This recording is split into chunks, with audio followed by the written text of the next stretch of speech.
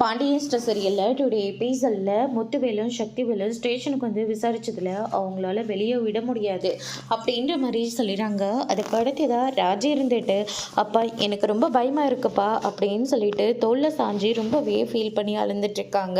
நீ எதுக்காகவும் கவலைப்படாதப்பா, நான் பார்த்துக்கிறேன் அப்படின்னு சொல்லிட்டு நம்ம முத்துவேலும் சக்திவேலும் இருந்துட்டு நேராக நம்ம மயிலோட வீட்டுக்கு போகிறாங்க. அங்கே நம்ம பாக்கியமும் மயிலும் அவங்கள பார்த்த உடனே பயங்கரமாக ஷாக் ஆகுறாங்க. என்ன விஷயமா இங்கே வந்திருக்கீங்க, வராதவங்க இந்த வீட்டுக்கு வந்திருக்கீங்க அப்படின்னு சொல்லிட்டு கேட்கவும், நீங்கள் பண்ணது கொஞ்சமாவது நியாயமாக இருக்கா? பொய் சொல்லி உங்கள் பொண்ணை அந்த வீட்டில் கல்யாணம் பண்ணி கொடுத்துட்டு இப்போ உங்களை அவங்க வரதட்சணை கேட்டு கொடுமை பண்ணுறாங்கன்னு சொல்லி அவங்க மேலே மொத்த பேர் மேலேயும் கம்ப்ளைண்ட்டு கொடுத்துருக்கீங்க.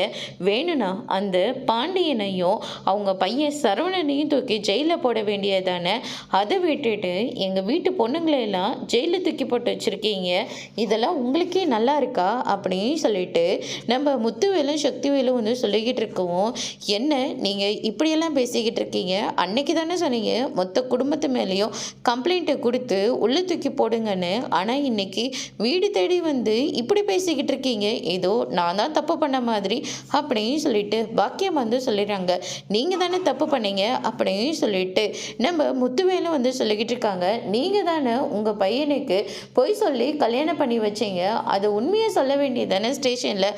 அதை விட்டுட்டு இப்படி நாடக கம்ப்ளைண்ட் கொடுத்துருக்கீங்க அப்படின்னு சொல்லிட்டு கோவப்படுறாங்க. அதோடு முடிச்சிருக்காங்க.